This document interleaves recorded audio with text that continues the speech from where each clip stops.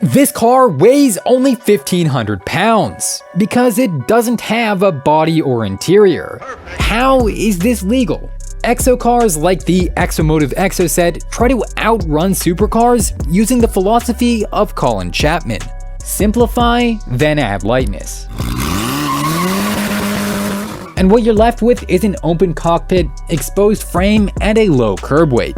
Today we're going to take a look at 3 of these crazy builds that are cheap, fast, and barely legal. And first up is the Duronda sports car. A vehicle so obsessed with power to weight ratios that its very name refers to it.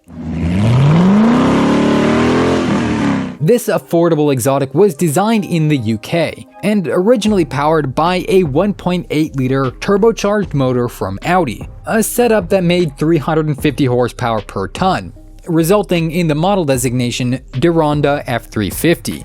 But when the car made it to the States, it was given an upgraded Corvette LS to satisfy that American craving for torque. The new 6-liter naturally aspirated V8 makes around 400 horsepower, although an even more powerful LS7 was also offered. Duronda marketed this beast as a race car for the road, with aggressive bucket seats, a Sparco steering wheel, adjustable brake bias, and even an optional fire suppression system. But despite all those features and the massive V8 in back, it still weighed in at less than 1,900 pounds. That's thanks to the exposed, TIG-welded chromoly tube chassis. Essentially, the entire Duronda is just a Corvette motor in a tiny space frame with wheels. No unnecessary fenders, roof, or any nonsense. That simplicity, along with the lack of doors or roof, allow it to go much faster than supercars that came with heavier and more expensive equipment.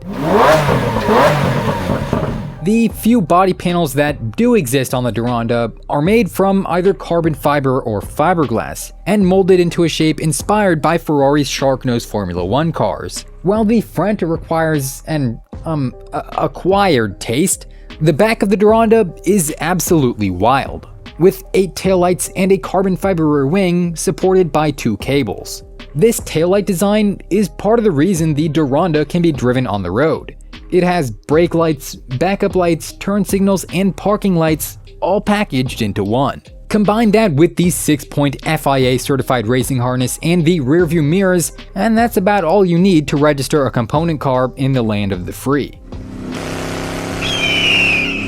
The most unusual part of the design has to be the ventilated Öhlins springs, which are mounted inboard in a style mirroring other less street-legal race cars. Nearly every component of the Duronda is left exposed to the elements, making it as lightweight and raw of an experience as possible. But because of the curved front windshield, it can apparently still be driven in the rain. Performance is estimated to be a 0 to 60 time of around 3 seconds and a top speed of over 180 miles per hour. Figures that are very close to superbike territory. If you wanted to buy one of these new, Duronda sold them for around $64,000, but recently used models have sold for a little less than that. If the Duronda isn't quite your taste, well, first of all, I wouldn't blame you. But maybe you'll be swayed by the Local Motors SF01 Street Fighter. Local Motors is a name you might recognize from the Rally Fighter, an off-road sports car powered by an LS3.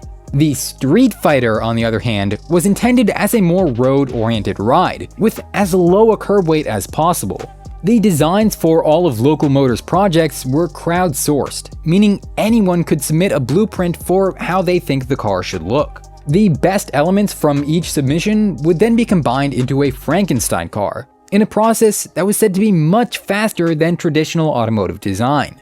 The winning exterior for the Street Fighter was submitted by a concept firm called Greg Thompson Automotive Design. It's the same company that helped Factory 5 create the 818. Their concept features a front mid-engine design that can fit a V8 just behind the first axle, a tube frame chassis, and some storage bins in the rear fenders, finished off with a set of taillights borrowed from the Dodge Dart. A few of the runner-up designs include this carbon fiber missile by Gabriel Hantig and a more traditional exoskeleton concept designed by Narcus Maris. Even Exomotive, creator of the Koenigsegg Ra, submitted some sketches for a potential street fighter.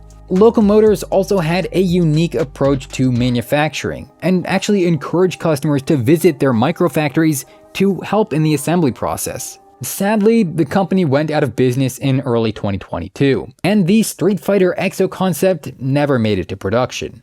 But don't be too gloomy. If you still want a DIY Exo project, DF Kit Cars has you covered. They make the Goblin, a mid-engined, open-wheel exoskeleton apex gobbler. The kit provides a space frame and lightweight fiberglass shell to house internals borrowed from a Chevy Cobalt. The 2-liter 4-cylinder motor is moved to the back of the new chassis, where it produces about 150 horsepower. The upgraded Cobalt SS powertrain will also work, nearly doubling power to 260 turbocharged horses. In the original Cobalt, that 260 horsepower was, well, pretty unimpressive, because it had to push nearly 3,000 pounds of metal and sheet plastic. But the Goblin kit has a smaller and lighter design, tipping the scales at just 1,500 pounds. So it can go 0 to 60 faster than your mom gobbling on D. It can go 0 to 60 in 3.25 seconds with the turbocharged SS, which is available in a basic roll hoop or full cage. That frame is included in the Stage 1 kit, alongside some of the hardware you'll need, the control arms, and the cooling system. Everything arrives pre-packaged and labeled for easy assembly. DF even claims that it's a process as simple as assembling IKEA furniture. There's no cutting, drilling, or welding required, so most enthusiasts will be able to build it in their home garage with just a few weeks of effort. Historically, the Goblin kit was sold for under 10 grand, plus the cost of a donor Cobalt. But prices are set to be adjusted in 2023 to account for inflation. As for road registration and street legality, well, laws can vary by state. But DF says they'll work with you to make sure your build can be driven legally on the road.